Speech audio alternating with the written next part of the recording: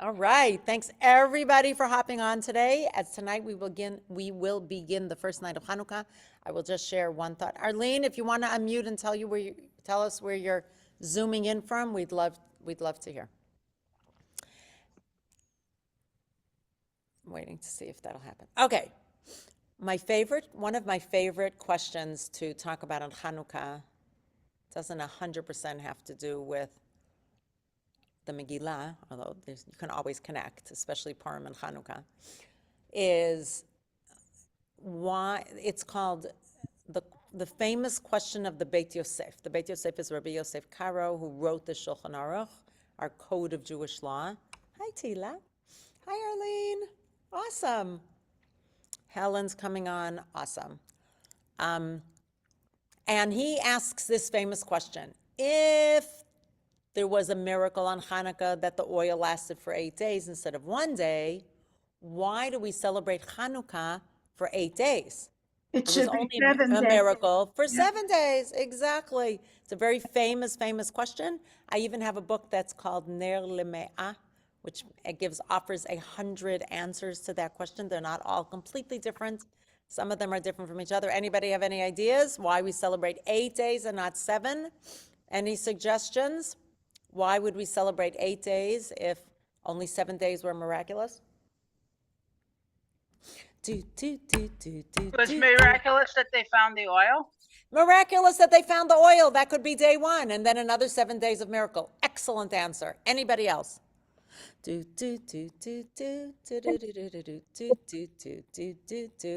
Bum, ba-dum, bum, bum, bum, bum. Judy Stiglitz. Yes, unmute, please. Unmute, unmute. Unmute, unmute. Okay, maybe the extra day, the extra have recognition of HaKadosh Baruch Hu. But that's not okay, but what? Oh. What a Kadosh Baruch? I mean, it could be, but what do you mean? What's the miracle? Well, the 7 days is like the 7 days of the week, and then we have to, underscore it with I mean, HaKadosh. I'm not arguing with that. That's kind of a Kabbalistic answer, but I would go more straightforward. We're talking about celebrating Hanukkah for 8 days each year to celebrate a miracle. Otherwise, why are we doing it? And we say a bracha on the Al Hanisim, and I'm not disagreeing, Judy. I just don't know if you'd set up a whole holiday just for 7 days of, right? So think of something having to do with Hanukkah. We already heard one answer that the first day we're celebrating the miracle of finding the cruse of oil. What else? The victory over the. Thank you. The victory, the military victory we could be celebrating on day 1, and then another 7 days that the oil lasted. Excellent answer. Anybody else? So I'll offer a few, unless somebody else wants to say. One of them is that actually the miracle was that every day only 1/8 of the oil burned, and it lasted a whole day. So if that was true, then every day was miraculous. That could be an answer. Another answer is that, and this is one I just gave yesterday, actually, that I just read this year for the first time, and there's a hint to it in the Ma'oz Tzur song, and that is that the oil didn't get completely used up on that first night, but just enough was left to restart so you could even light the wick again or whatever they used. And in Ma'oz Tzur, in the 5th stanza, which is on Hanukkah, about Hanukkah, oh yay, Ruby came in from Florida, awesome. Hi Ruby, we're discussing a Hanukkah question. Why do we celebrate Hanukkah for 8 days if the miracle of the oil lasting was only 7 days? The first day isn't a miracle. It's just was the usual amount. So, by the way, that's another answer. And that goes to what Judy said. It's a miracle that oil burns. Like, we're just celebrating the fact that nature is a miracle. So we take it for granted that oil burns, but actually, who says oil should burn and last and give a light like that? So that's another answer. But here's the answer I was giving, was that in the Song of Ma'oz Tzur, we sing Yevanim nikbetzu alai, that the Greeks surrounded at me, Zai bimei chashmonim, at the times of the chashmonim, ufartzu chomot migdalai, and they burst through the walls of my castle, my tower, v'timu kol hashmanim, and they made impure all the oils, Uminotar kankanim, and from what was left in the little cups, na'asa nes l'shoshanim, a miracle was created for the Shoshanim. I think that means the flowers of Judaism. So it hints to the fact that there was a little bit left, but just enough so you could rekindle it for the next day. So that's another, oh, Richard's here. Hello, Richard. So that's another answer as to why we celebrate Hanukkah for 8 days. There are more answers, but that's not what our topic is. But oh, wait, no, I have one more thing. Hanukkah Purim, I think you're going to like this. Oh, I think you're really going to like it, actually. Tonight is Hanukkah, and we're learning about Purim. Now, what is similar about Hanukkah and Purim? They both are, you don't have to do anything special. You don't have to. You What can do you mean by travel, that? you can write, you can I travel. think what you mean is that it's not biblically Yeah, it's not prohibited good, to sure. do melacha, right? To do melacha, to do creative work, like on Yontif and on Shabbat. That in that sense, they are similar. Agreed. Yes, Both Lance. celebrate Wait, victory. 1 second. Oh, 1 sorry. second. 1 second. Lance Okay. raised his hand. Yes. The movie, The Hebrew Hammer, in which Mordecai and Esther save Hanukkah. What does that have to do with both what? Purim- Oh, wait a second. The You just movie twisted my mind. celebrates both Purim and Hanukkah. Okay, but okay, thank you. And what is similar about Hanukkah and Because Purim? Mordecai and Esther are from the Megillah, and Hanukkah is Hanukkah. No, I agree with you. I understand this about the movie, and that's cute. Have you seen the movie? No, I've not seen the movie. But what I'm asking is, these are holidays. What is similar about them? They both celebrate victory. Yad They both celebrate Hashem. victories. They're both rabbinic. Let's remember that. They're both rabbinic, right? So, and we say Al Hanisim on both of them. Al Hanisim on the miracles, Vala Porkan, Vala Gruv, Al Hanisim, Vala Porkan, right? We sing that for both. And we have actually a mitzvah, because we have the mitzvah of reading, we have a mitzvah of reading the Megillah, we have the mitzvah of having a Su'udah, of giving matanot levyonim, sending mishloach manot to our friends, neighbors, family, whoever we want. And on Hanukkah, we have the mitzvah of lighting the Chanukiah. Now, go on. I don't know if there are other mitzvot per se. We have customs, but I don't know if there are other mitzvot. Now, we do lane. I mean, we have special laning. Yeah. Question: why don't we say Hallel for Purim? The reason we say that we don't say Hallel for Purim is because the Nis, the miracle, did not happen in Eretz Yisrael. That's the answer given. Okay. One is different is that something we've been talking about in the Megillah, whose name is not mentioned in the Megillah? Hashem. Hashem, right. But we are learning so much about how Hashem is nistar, is hidden, and is actually orchestrating the events. That's a lot of what we've been learning. Is that correct? And that's something that is believed by us. Whereas on Hanukkah, so it looks like on Purim that the people are doing it. You don't really see God overtly. It's covert. It's hidden. So it seems like, Mordecai, Esther, like they organized things so that the Jews would be saved. Whereas on Hanukkah, it was so clear that there was a nis, so clear there was a miracle. The miracle of finding the oil, the miracle of it lasting, that was supernatural. The miracle of the small and weak defeating the mighty. Now, this is just a sweet little thing. What is the item that we play with, what we use as kind of a toy on Purim is the Dreidel. Rashan. On Purim, it's the Rashan, the Grager, right, which we go like this. And on Hanukkah, it's the Sivivon, the dreidel, which we go like this. So think about it.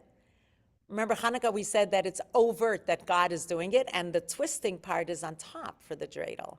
Whereas on the Grager, the Rashan, it's from underneath that you do it, which seems like it's us, it's the people from underneath who are making things happen. So that's just a sweet way, and you can share that at your Shabbat table. It's very cute and sweet, and I heard that many years ago, and it always stuck with me in a beautiful way. So you have all been given a little sweet thing to say at your Shabbat Chanukah. I hope you will all share it at your Shabbat Chanukah table, whoever you happen to be sitting with, and then they Yeah. will appreciate it as well. So the dreidel is is maneuvered by Hashem because it's above? Well, it's more overt. I mean, it's just a sweet way of showing it. Like the fact that it's twisted from on top usually. I mean, maybe there's a dreidel from the bottom. Most dreidels are twisted from on top as if signifying for us, well, clearly God is the one who made everything happen. God's the one who helped us find the one uncontaminated oil, made it last for 8 days, helped the weak defeat the mighty. It was very clear that it was a nes, an open miracle, whereas on Purim, it seemed like it was from underneath, that we, the people, are making things happen. It's just a sweet way of comparing the two items that often represent Chanukah and Purim and showing the difference. And with that segue, we can now go to Perek Chet, to chapter 8. We have been through chapters 1 through 7, and we are now, yeah? Oh, okay. I have to get my Megillah then. That's a right? great idea. You should get your Megillah. Always a good idea. And while Elaine is getting her Megillah, we will just do a quick recap. And I'm going to remind people we're on chapter 8, and we're going to do 8, 9, and then 10 is teeny weeny. So we're going to do 8. We should be able to finish it today, I think. We'll see. I know I took some time to talk about Hanukkah. But let's say we do 8 today. We might do 9 or 9 and 10 in the next week or two. And I think there might be a break one week. I have to check. Maybe next week on New Year's Day, right? I think people won't be available. Will be available? No. Let me know. Not so I available. always go to sleep early on New Year's Eve. You go to sleep early on New Year's Eve? Yes, So you would be available. I I just want to would know be. if people are available on New Year's Day, not other than Karen. Karen is a no. Anybody who's available, raise your hand for next week. Okay, so a bunch of you are available. Some are, a lot of people. All right, we might do it and we'll record. Karen, I'm sorry if you're not available. I Okay. don't know. I will look at next week. I'll figure it out. But in any case, we don't have too many classes left. And what are we doing afterwards? Everybody remember? Tehillim. Yes, we are doing that's famous, nice. well-known Psalms and Tehillim. I'm so excited to be learning them because Yes. it's something I wanted to do. And that will carry us through the end of this year because there are enough well-known Tehillim that will carry us. We'll have to stop at some point because there are more Tehillim that are well-known than we will have time for. But we will probably start with the Shir Shel Yom, the 7 days of the week. But we'll see as we go along, or maybe we'll start with the 121 and 130, which we've been saying. Oh, Hebrew Hammer, awesome. Thank you, Lance. So that I'm excited about, but I'm also excited to be finishing Megillat Esther. So where we left off at the end of chapter 7 was Haman is dead. Woo! Bye-bye, Haman. V'chamat hamelech shachacha. Vayitlu et Haman al ha'etz. They hanged Haman on the tree, asher echin leMordechai, which he had prepared for Mordechai. This is the last verse in chapter 7. V'chamat hamelech shachacha.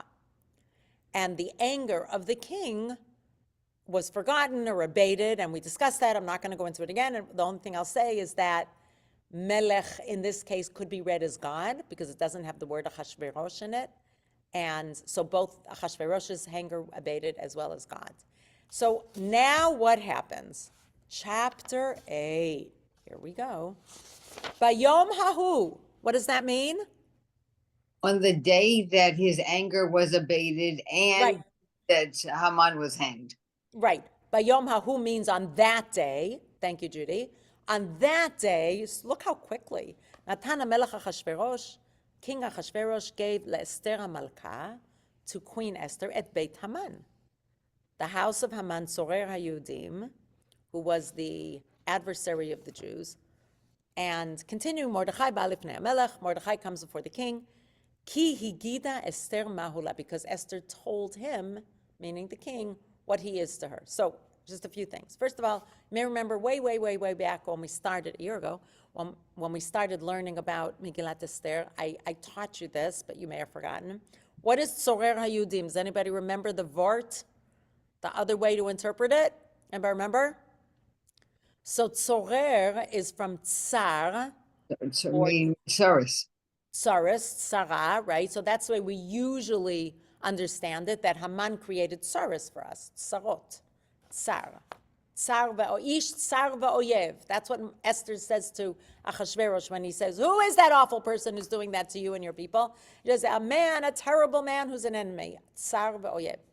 But there's another meaning to tzorer, and that is this. Tzror maftechot, a bunch of keys. Tzror maftechot, or as we know from Binyamin's sack, so the way it was closed and they opened the sack, they found the money. So it's a tzor that it was tied tightly. And a Hasidic way, a beautiful way to interpret it is to say that Haman, by going against the Jews, Tzararat Yudim, created us to be together, a bunch, meaning created unity and harmony, well, I'd say unity and togetherness among the Jews. Tzorer HaYudim. By his actions, he actually created connection between the Jews, a tzror, as if we were all hanging from like a tzror maftechot, a keychain, like all together. Everybody get that? So, Yep, like today in Israel. So in many ways, yes. I mean, there's still a lot of discord and there's also a lot of unity. And I was just reading an article about how many more people in all different denominations are connecting back to Judaism and saying, you know what, I never felt connected, but now everybody lumps me together with all the Jews, and there they find connection. And they find, there's other words other than connection, but it's comfortable, it's safer, and it feels good. There's so much, there's a surge in people looking. I'm not even talking about people who are trying to convert or interested. Maybe they have partners who are Jewish, or maybe they thought about it. I'm talking about Jewish people who themselves did not connect, and now it's happening because we have a Haman, a tzorer, who, whether it's what happened in Israel and is happening, or if it's anti-Semitism, who doesn't care and lumps every Jew together. So I love that teaching, and I'm reminding you of that teaching. It's one of the most beautiful teachings that I personally learned from this whole thing. Okay, what can I say? That day, there was a transference of Beit Haman. Beit Haman represents power, wealth, property. Power, wealth, and property. And, so as Judy said, it was that same day that he was hanged. By Yom Hahu, no, this is something else. Sorry, just a minute. Two things. This is by Yom Hahu, that same day, Midah keneged Midah. What does that mean? Midah keneged Midah? Not a trick question. Just trying to get you to talk. A deed for a deed. So I don't know if it's a deed for a deed, although it's similar. It's a measure for measure. Right. Meaning in the yeah. Well, that's what limdod means, to measure. Right. It also can mean characteristic.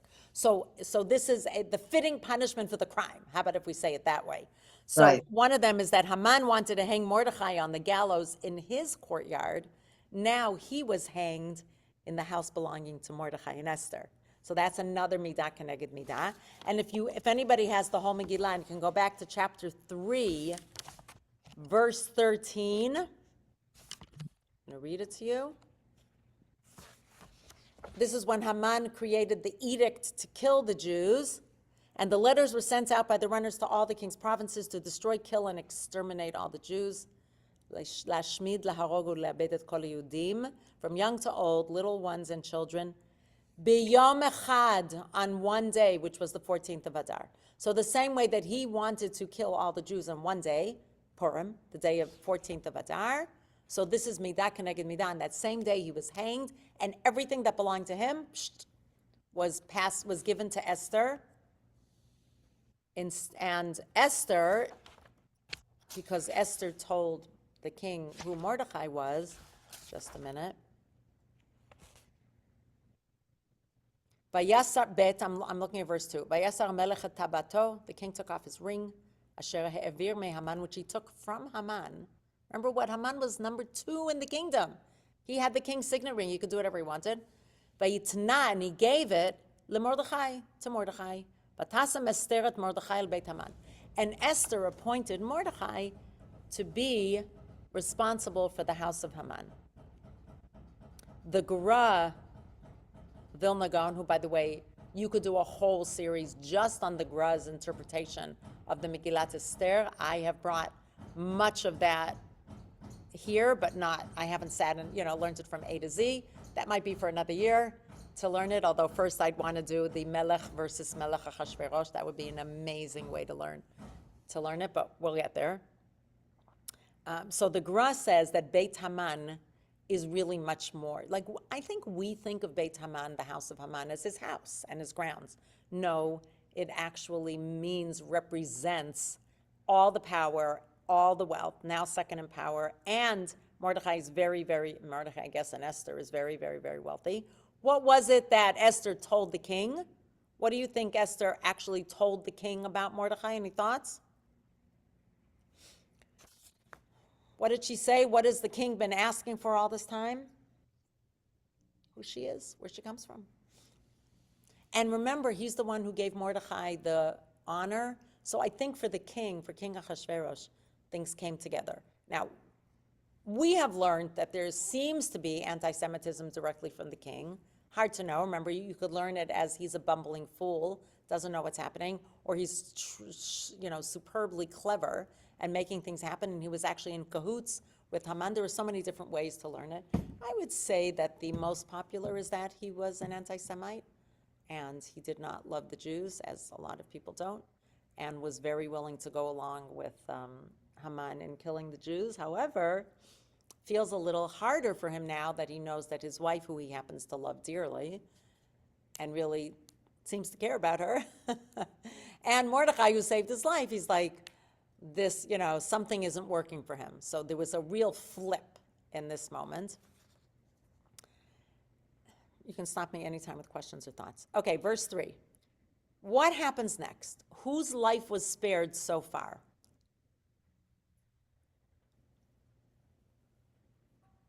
Esther, Haman, the Jews. Well, not Haman. I would say Mordechai. Oh, no, I'm sorry. I didn't mean Haman. So actually, Karen, let's nidayek. Let's be exact. Nobody has said anything about the Jews yet. All we've heard so far, we really know that Esther is spared. That's clear. And Mordechai, we assume he was second in command. But we don't know about the Jews yet. That hasn't happened yet. So that's why comes verse 3. But Tosef Esther, and she continued, she added, but to the ber lifnei melech, she spoke before the king, but tipol lifnei raglav, she fell in front of his feet, but tefk, and she cried, but titchanen lo, and she entreated with him, la'avir et ra'at Haman ha'agagi, to pass or to rescind the evil plot of Haman the Agagite, ve'et machshavato, and his scheme, asher chashav al hayudim, which he had thought up for the Jews, because now she's pleading for her nation. And remember what Mordechai said to her? Umi yodea im la'et hazot higat lamalchut. Who knows if this is the reason that you have arrived at royalty? Like, your life will be spared. That's not enough. You're here to actually save the rest of your nation. So what happens next? Vayosher hamelech l'Esther et shavit hazahav. And King Ahasuerus, the king, reached out his scepter, the golden scepter. So what does that mean? Where is she? In the room with him, Which room? the main part of the palace. The throne room. Remember, that's where he has his golden scepter. He doesn't need it in their private chambers. Doesn't need to stretch out his, which is something I never noticed before, but was pointed out. I read somewhere. This means she came Vatosef, right? What is Vatosef? And she added. She did something else. So it sounds like she took a chance again, or maybe she thought she's in good graces with the king anyway. And she goes to the throne room because that's where he would be with his scepter. And immediately, we had previously learned that maybe it was an angel who moved the king's hand so that the golden scepter, so that, remember, the spears were about to be rammed into Esther originally when she came. So here it looks like he did it of his own accord. He's much more attuned to her, and they're getting along famously here. Sure. But I wonder why. I mean, I'm just curious. Any thoughts about why she waited? Why did she wait and do it another time?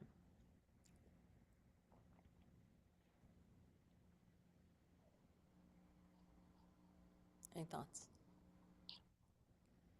Maybe she had a nevuah from Hashem that now was the perfect time to execute her plan. That's interesting. I'm thinking about what you're saying. I don't know about a nivu'ah, but maybe she thought a much better place to do this is in front of other people, in front of the whole court. So she's picking the correct timing and location. I like that a lot. That feels very strategic, the same way she did it with the two parties, right? She was very strategic about it. So that feels good. Maybe she was waiting for Achashverosh to do it on his own, but that didn't happen. So yes, I like that. I think that makes a lot of sense.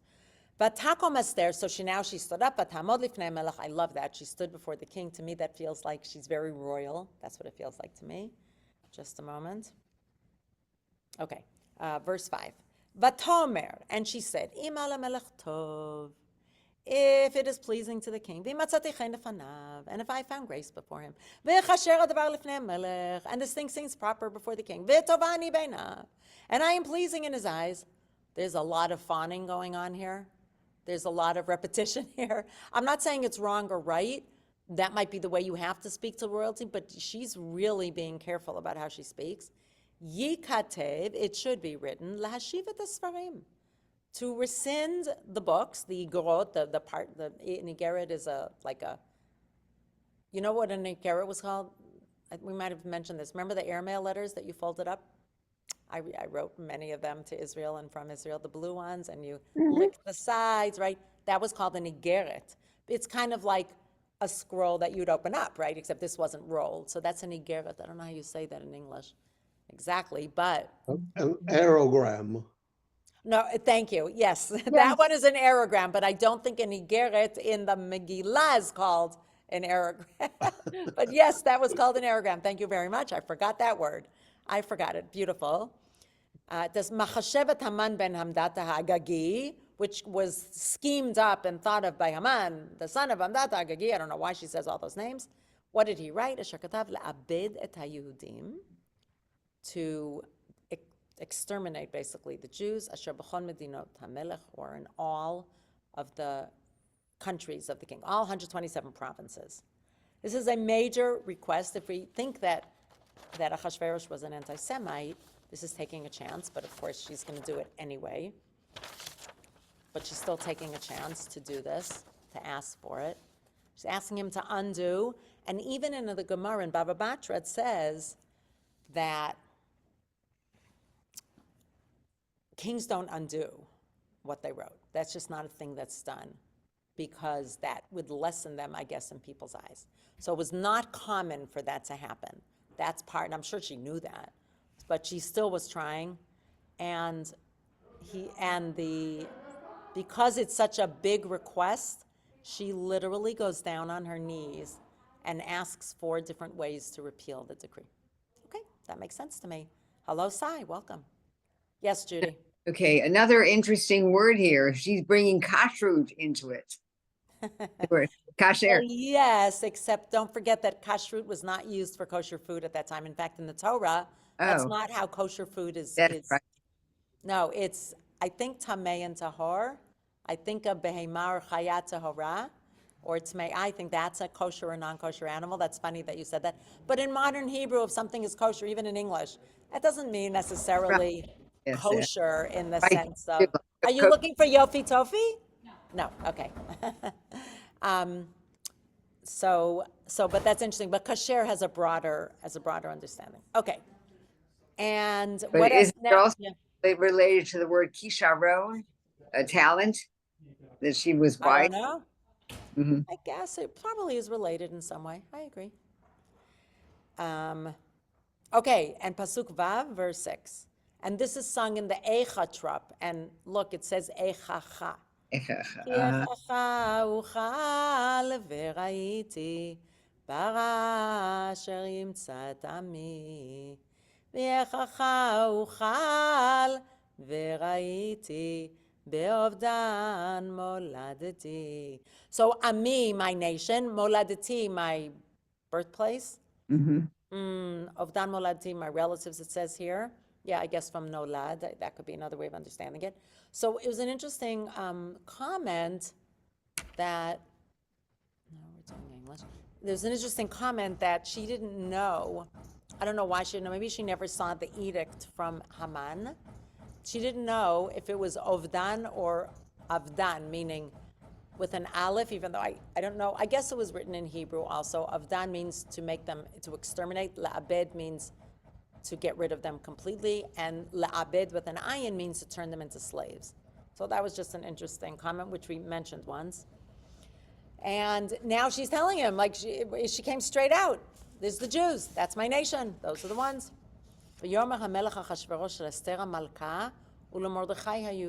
So what's interesting here? And the king Achashverosh said to Queen Esther and Mordechai the Jew. What's interesting? Repetition. Repetition of what? Hamalka, HaYehudi. Okay. What else? It's true. I mean, I agree with you, but it shows, I guess, they're standing, so that's nice. Where did Mordechai come from? Esther went. Esther went to the throne room. It never said that Mordechai was there. Where did he pop up from? Now, you could say he was there all the time, I guess, but another way, this is one of the Gra says, because remember the Gra, Vilna is the one who said that he was so in love with Esther. He would do anything for her.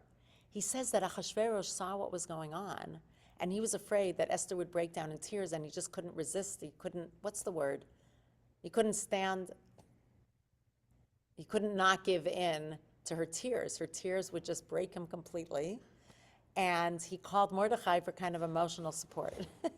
Maybe he'd be able to withstand her request. I thought that was like such an interesting, noticing that Mordechai Yehudi was not in the picture till now, and saying, well, why is he there? Where did he come from? I thought that was really just brilliant that he noticed it and said something.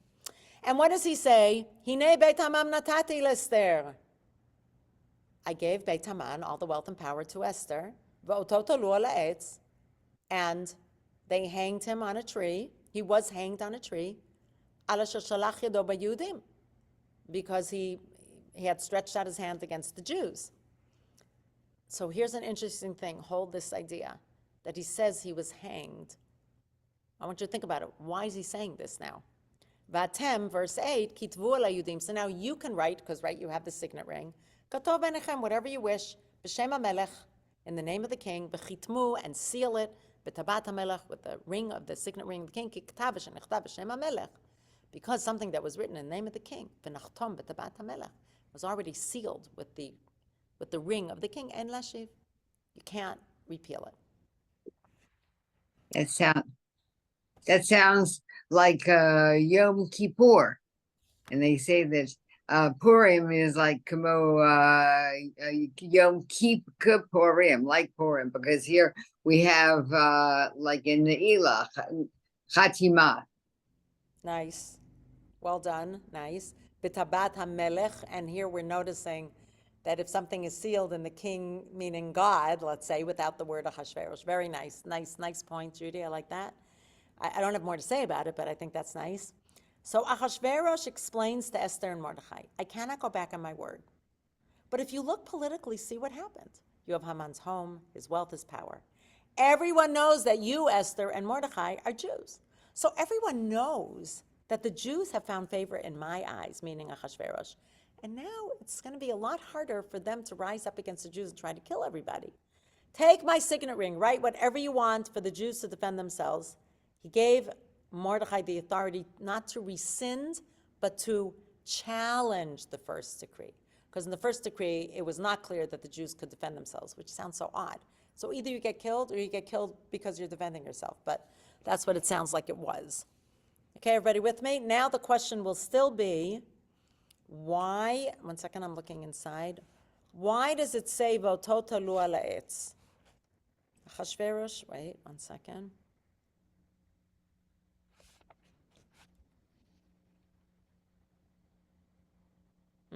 Right.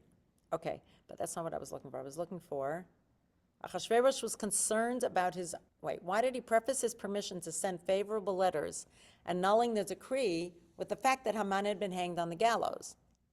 Achashverosh was concerned about his own image. How would the people view the fact that he wrote one letter one way, then a second one exonerating them?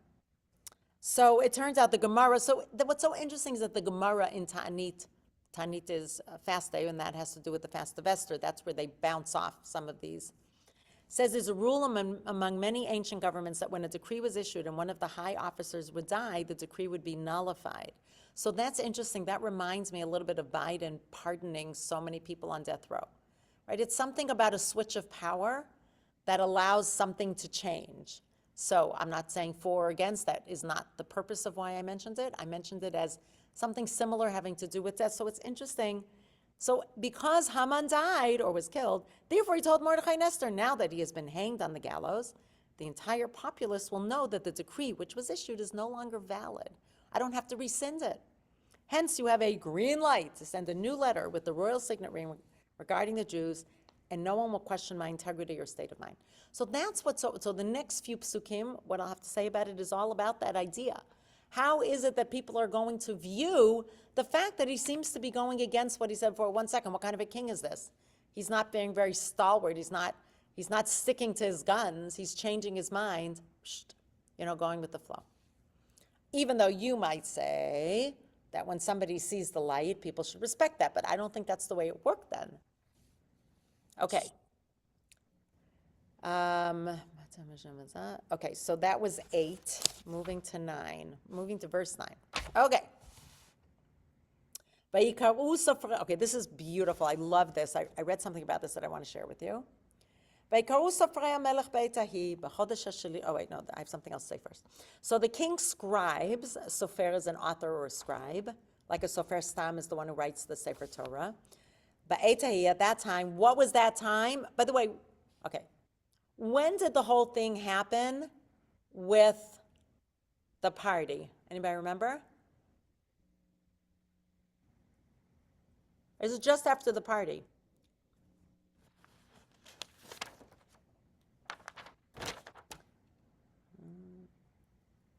Yeah. So the 3-day fast, we do 1-day fast the day before Purim. But Esther did remember the 3-day fast? And that was when she did the party. Remember that, everybody? The 2 parties? Mm-hmm. When was the 3-day fast? It was the 13th of Nisan. It actually happened around the time of Pesach. Okay? And now what we're talking about, and then the next day, as Judy pointed out, Bayomahu, the very next day, Haman is hanged, and that day, all of this is happening. Maybe Esther came the next day and said, rescind the order, please. Now we're in Chodesh Sivan on the 23rd day. How long is it? Remember what Sivan is? Sivan is the 6th of Sivan is Shavuot. That's 7 weeks later, 8 weeks, 9 weeks. We're like 10 weeks later, or 9 or 10 weeks afterwards. What happened? Turns out there are 70 days in between the whole fasting time and the party, or the day that they were given power, to now. And the our Chachamim, our sages, found that 70 to be very meaningful. Anybody have any thoughts about 70? 70 nations. 70 nations, nice. That's a nice way of understanding it. Anybody else? 70 I know years read of life, Tantita. 70 years of living. I mean, We're 70 for the Sanhedrin. 70 for Sanhedrin, interesting. Another one that is interesting. One of them is that they've been exiled after the first temple for how many years now? Guess. 70. 70, nice. I also didn't know it was exactly. There's 70 years between the destruction of the first temple and when the second temple started to be built. So the idea being 70 days, because even though the Jews did tshuva during the 3-day fast, Mordechai and Esther wanted them to do true tshuva 1 day per year. And that is a quote from the Gemara, 1 day for a year, 1 day for a year. There's another one which I'm not sure how it's connected. 70 days of mourning for Yaakov in Egypt. I thought it was so odd, but what were they mourning, Haman? Like, I didn't get that, why there was a connection, but it was mentioned in a few places and it didn't make a lot of sense. I'm just putting it here because it didn't make sense to me, so I must be missing something. Okay, just pointing out, 70 days have passed, but they still have plenty of time until the 14th of Adar, because Shavuot all the way around the calendar to Purim still is a lot of time. Everybody with me on that? Yes. You've got almost a half a year. Almost, not quite. Wait, Sivan. Oh yeah, you got like more than a half a year actually. Sorry. Got more than a half Do we know? Yes, you have more than half, you're like 8 months. Yes, Judy. Do we know if Esther and Mordecai celebrated and had a Seder, and if Yeah, they we think that kept they did. Pesach? Well, they might not have had the first Seder if they were, 13, 14, 15. They might not have had, not clear, they might have skipped both Seders. That was, I think we discussed that it was more important to fast than, like fasting for Right. them was like having the Seder, right? Because they're Yes. praying to God. Yeah. Okay. Nice question. Okay. Anyway, what happens? They call the scribes on the 23rd of Sivan. Vayikatev kechol asher tziva Mordechai el haYehudim, and everything that Mordechai commanded for the Jews, ve'el ha'achash dar panim v'hapachot. So it's interesting. The achash dar panim is explained. No, sorry, I'm going to continue. It'll be in the next pasuk. And the pachot are the governors and princes. V'sarei hamedinot asher mehodu ve'ad Kush, from Hodu, India, ad Kush till Ethiopia. Sheva v'esrim u'mea medina, 127 provinces. Medina u'medina kichtava. Everything was written in its ktav. V'am v'an kilshono, both its alphabet as well as, it wasn't transliterated, right? You could imagine if you were sending an American edict, let's say, to Israel, like the same way we have transliteration. So you would write Baruch Atah Hashem, you would write Baruchata, right? Baruch Atah. That's called transliteration. According to this, they use the alphabet of each one and the language of each one. And even the Jews was written in their language and in their alphabet, which is cool. So somebody said, can you imagine what the postal office and that clearing office looked like? Having enough scribes, 127. Somebody has to be familiar. Everything has to be translated and checked and edited. And they were rushing everything out. It was an amazing idea to think of this huge postal service and this huge engine that was needed in order to send things out for everybody to understand in their language and in their alphabet. Just so interesting. I thought that was just amazing to think about that. Right? It's kind of cool.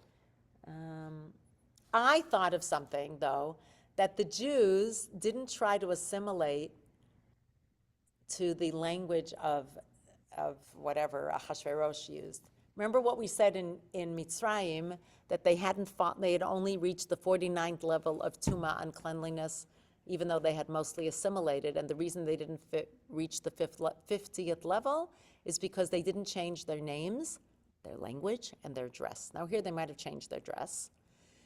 And their names, we don't know, because Esther and Mordechai don't necessarily sound Hebrew. But they didn't change their alphabet. Like they still used Hebrew and I don't know, whatever they used, Hebrew and Hebrew letters. So I thought that was cool. And now we're in verse 10. And they wrote in the name of King Achashverosh, and they sealed it with the signet ring of the king. And he sent books, new edicts, biyad haratzim basusim. Those who ran, these were special horses, they're very fleet-footed. Rochvei harechesh ha'achashteranim.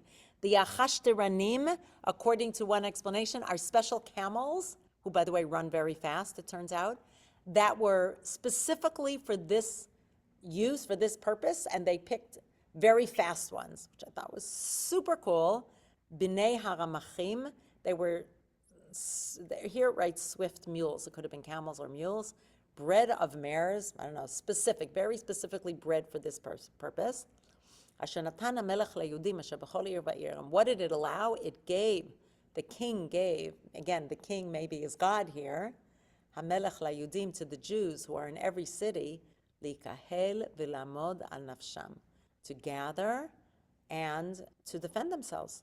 Lashmid, to destroy, laharog ulabed, to slay and exterminate, et kol chel am, all of the military strength of the people, umedina hatzarim otam, taf v'nashim, children, and they could take children and women, like spoils of war, ushlalam lavoz, and their property, the spoils of war. Now, you should know that in chapter 9, we're going to read, uvabiza, which is the word here, lavoz, lo shalchu et yadam.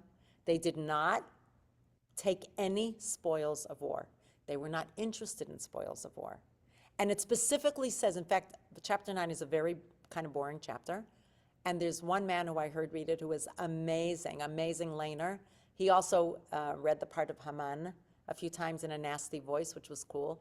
But he read Parak 9, and what he said, every time he got to that line, he stopped doing it in Trupp, and he did, Uva biza, and the spoils, lo shalchu et yadam, they didn't take it. So I never forgot that, because he said it so clearly each time. And by the second or third time, we were all saying it with him, because we knew what he was going to say. So why was it important? They were not going to exterminate and kill everybody and take their wives and children.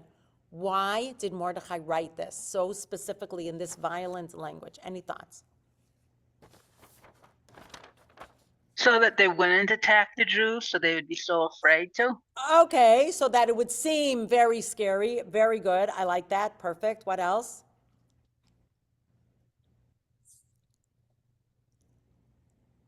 Very clear language, not coded language, sending a message. That was Helen, right?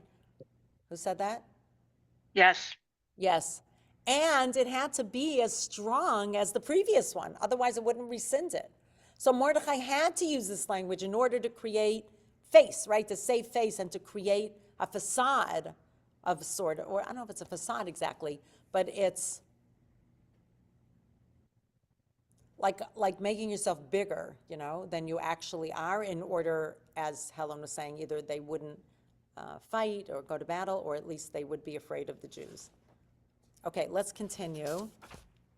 B'yom echad, this is verse 12. B'yom echad b'chol medinot hamelech Hashverosh, b'shosar chodesh 12 chodesh Adar. On that day, on that one day, they're allowed to defend themselves. 12.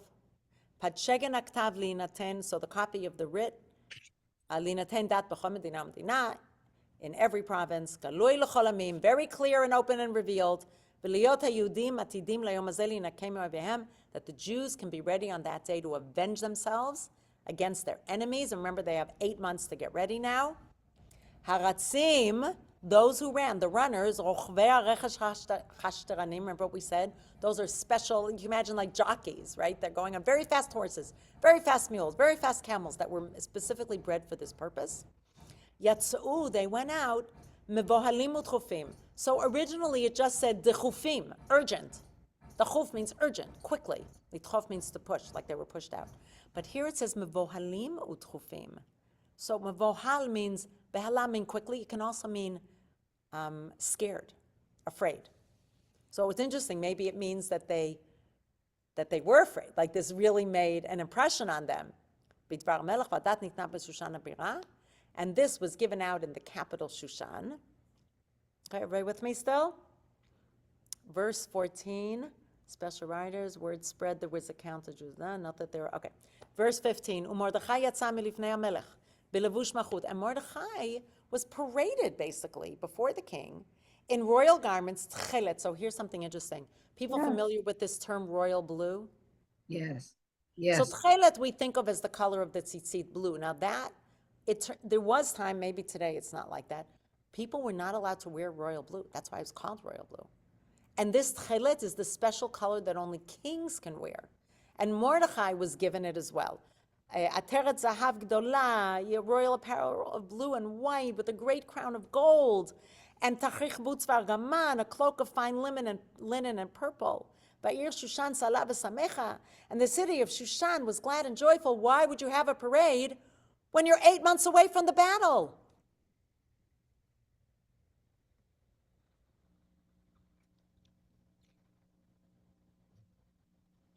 Wouldn't you have a parade when you won the battle? No, to show people we're going to win. We know we're Yes. going to win. You better be quiet. Don't attack us, or you will really regret it. Exactly. So Rabbi David Foreman has a beautiful way, explains it exactly like that. Helen has a great book, The Queen You Thought You Knew. You might have another book on Megillat Esther. He writes really interestingly, and he's like, what's this all about? He says that both the edict, the way it was written, and this parade was really important to show the Jews are in the king's favor now. We're strong, we're powerful, I'm second only to the king, I'm wearing king's clothing and royalty. And for the Jews, there was light with joy and gladness. And this is the opposite, this verse 16, right? That it's exactly the opposite. I thought I wrote that somewhere, one second.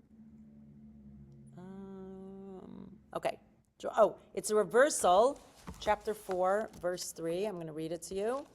It's the opposite of verse, what is verse 3? In every province,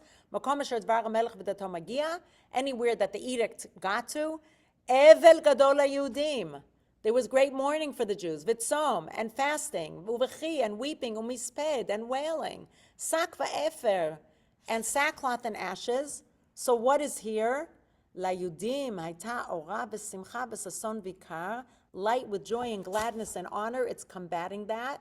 And if you continue to the next pasuk, v'chol medina medina, this is the one that's exactly the opposite. In every province, v'chol ir v'ir, in every city, makom asher dvar hamelech v'dato mageh, anywhere that the edict reached, the same thing as chapter 4, verse 3. Simcha v'sason layudim mishteh, instead of fasting, there's a banquet, v'yom tov, and holiday and cheering. So it's the opposite. It's pitted against chapter 4, verse 3. I love that. I think possibly Mordecai may have been also infusing self-confidence Yes. in Oh, the nice. Jews. Also Yeah, for the Jews themselves. Very nice. So it's Yeah. not only, so what Rabbi David Foreman says is that what he needed to convince were the middle level officials who are in all the, but you're saying also the Jews. I agree. Both of yeah, them. yeah. The Jews as well as the middle officials who are like, whoa, who are we going to go against? Like, that's not going to happen. Right. So very good. Excellent. All strategic. Here's an interesting thing. I'm going to finish with this. Rabim me'amei haaretz mityahadim. And many of the Am Haaretz, meaning the plain people, mityahadim, are either converting to Judaism, but it's a strange word. It could be converting or could be are acting and appearing like Jews, which might mean, by the way, that they had special clothing that only Jews wore, right? Because they didn't change their garb.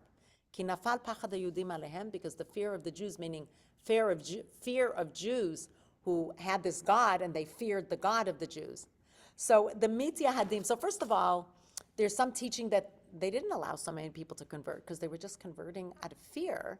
And actually, others say at the time of Shlomo HaMelech, King David and King Solomon, because the Jews were so strong and powerful in Jerusalem and had the Beit HaMikdash at some point, and David conquered the land, a lot of people wanted to convert because they were in awe and fear. And at some point, they just stopped converting them because they saw that they weren't truly believers and that here they were allowed to. But other people say, they weren't allowed to convert just because they were fearful, not because they didn't actually embrace Judaism.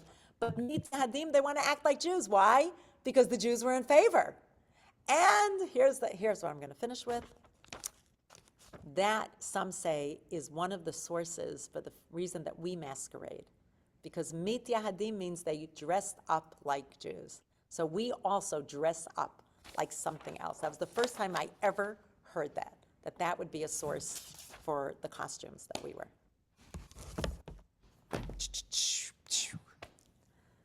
And there you go, chapter 8 in a nutshell. Well, 45 minutes. It was great. Okay, thank you everybody for listening. Next time we are doing chapter 9. It's a very long chapter. I can't tell yet if it'll take 1 or 2. I don't know yet if we're having a class next week. Let me just watch the bulletin and everything. Again, we have some people can come, some people can't. We will see. And I'm just going to look at the calendar for the next few weeks to see. Usually we take some sort of break. I'm going to check. You said chapter 9 was boring. Why? Well, you'll find out. It just seems to go on forever and it doesn't say very much and it repeats itself. So I'm going to do a lot of research to make it unboring. I've always found it boring. I mean, maybe, look, part of it is probably that, it's Purim night. If you're fasting from Tanit Esther, you're hungry and you can't wait to eat. And it's like, we finished with the story. What else is there to tell? We're done. And then chapter 9 finds so much to say. And like, what are you actually saying? Are you saying anything? So that's been my experience. I've never laned a chapter. I've laned it for the app where people can learn from, but I've never Well, laned they didn't take the spoils. That's a big deal. And there you go. So Thank God. there you go. Right. They showed that they were greater than that, better than that. Yeah, So we're going to moral. see.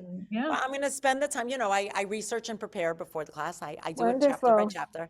So I'll see what I can find about chapter 9.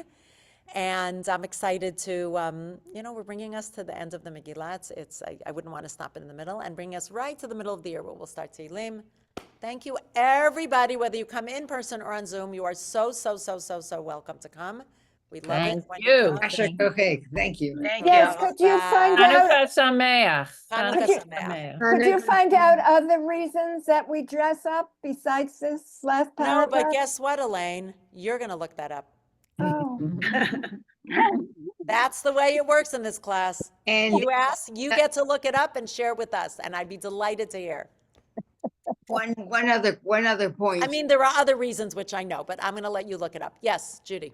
How do they select the sentence like Yehudim Hoita Ora v'Simcha v'Sason v'Yakar Kain Lanu for Havdalah? Abdallah. You're going to look that one up, Judy. Both of you have homework. You're going to tell us next time. Love you guys. Hanukkah Sameach. Bye. We could talk for hours. Thank you. Hanukkah Sameach. Bye.